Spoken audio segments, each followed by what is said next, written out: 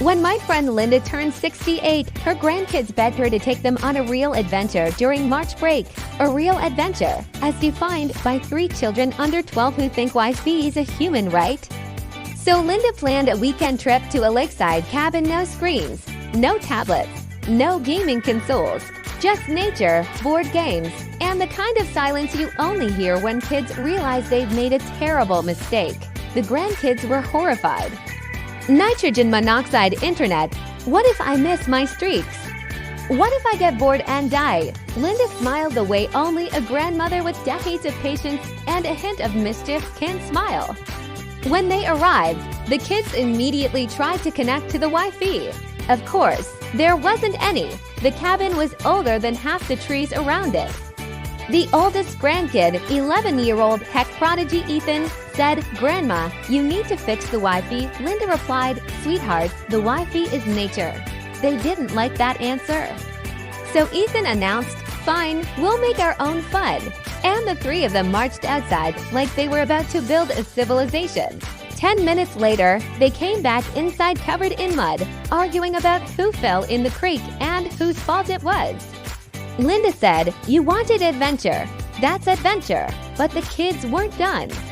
They tried to use their tablets again. Still no signal. Still no mercy. Then came the moment of malicious compliance. The kids said, "Grandma, we want real adventure. Something exciting." Linda said, "Are you sure?" They nodded. So she took them on the most thrilling, heart-pounding, unforgettable adventure of their young lives, the grocery store in a small town on a Saturday morning. Just a line of retirees with coupons, a cashier who moved at the speed of continental drift, and a produce section where the apples all looked like they'd been through something traumatic. Why is everything so slow? Why does that man have 47 cans of soup? Why is the cash register making that noise? Linda whispered, "Adventure." Then she took them to the post office. Then the hardware store. Then the bakery where the cashier only accepted cash and exact change.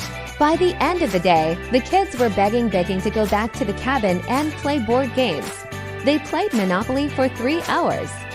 They didn't complain once, they even laughed.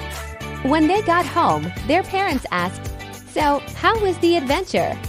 The oldest grandkid said, "Grandma's world is terrifying." Linda winked and said, "Anytime you want more adventure, you just let me know."